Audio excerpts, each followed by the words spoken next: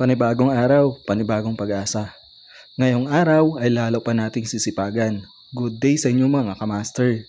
Ngayong araw ay tuturo ko sa inyo ang metal studs.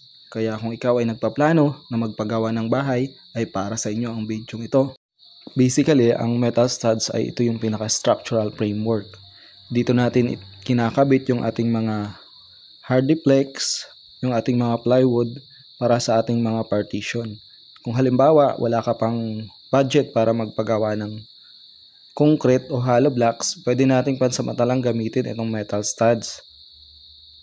Ito pala ay ginagamit natin sa ating mga partitions, pwede nating gamitin din sa ating mga ceilings. Meron siyang sukat na 2x3 na yun yung usually ginagamit natin sa ating mga partition.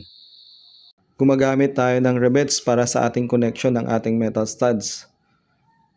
At para maikabit natin yung ating plywood at hardiplex papunta sa metal studs, ang usually na ginagamit na size ng rivets natin is 532 and 1/2.